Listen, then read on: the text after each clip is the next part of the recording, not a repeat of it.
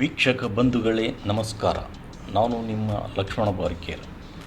ನಾಯಕ ನ್ಯೂಸ್ ಚಾನಲ್ಗೆ ಸ್ವಾಗತ ಸುಸ್ವಾಗತ.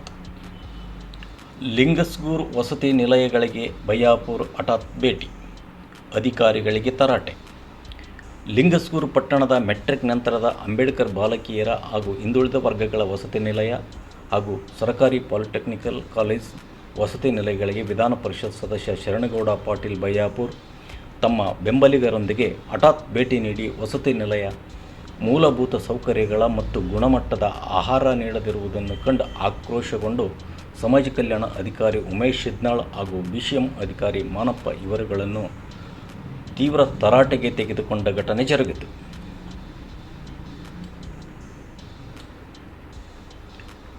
ಅಂಬೇಡ್ಕರ್ ಬಾಲಕಿಯರ ವಸತಿ ನಿಲಯದ ವಿದ್ಯಾರ್ಥಿನಿಯರು ಶೌಚಾಲಯ, ನೀರಿನ ಕೊರತೆ, ಸಮಯಕ್ಕೆ ಸರಿಯಾಗಿ ಆಹಾರ ನೀಡದೇ ಇರುವುದು ಮತ್ತು ಗ್ರಂಥಾಲಯ ಆರಂಭಿಸಲು ಮನವಿ ಮಾಡಿದರು. ವಿದ್ಯಾರ್ಥಿಗಳ ಸಮಸ್ಯೆ ಆಲಿಸಿದ ವಿಧಾನ ಪರಿಷತ್ ಸದಸ್ಯ ಶರಣಗೌಡ ಪಾಟೀಲ್ ಬಯ್ಯಾಪುರ್ ಕೂಡಲೇ ಕ್ರಮ ಜರುಗಿಸಿ ಸಮಸ್ಯೆಗಳ ಬರದಂತೆ ಎಚ್ಚರ ವಹಿಸಿ, ಅಲ್ಲದೆ ಅನುದಾನ ಕೊರತೆ ಇದ್ದರೆ ತಿಳಿಸಿ ಎಂದು ಹೇಳಿದರು. ನಂತರ ಡಿಪ್ಲೊಮಾ ಕಾಲೇಜಿಗೆ ಭೇಟಿ ನೀಡಿ ಕಾಲೇಜಿನಲ್ಲಿ ಉಪನ್ಯಾಸಕರ ಕೊರತೆ ಎದ್ದು ಕಾಣುತ್ತಿದ್ದು, ಕಾಯಂ ಉಪನ್ಯಾಸಕರನ್ನು ತರುವ ಪ್ರಯತ್ನ ಮಾಡಬೇಕು ಎನ್ನುವ ಬೇಡಿಕೆಗೆ ಸ್ಪಂದಿಸಿದ MLC ಶರಣಗೌಡರು ಬೆಂಗಳೂರಿನಲ್ಲಿ ಸಂಬಂಧಿಸಿದ ಇಲಾಖೆಗೆ ಭೇಟಿ ನೀಡಿ ಮತ್ತು ಸಚಿವರಿಗೆ ವಿಷಯ ತಿಳಿಸಿ ಕಾಯಂ ಉಪನ್ಯಾಸಕರನ್ನು ತರಲು ಯತ್ನಿಸಲಾಗುವುದು ಎಂದರು.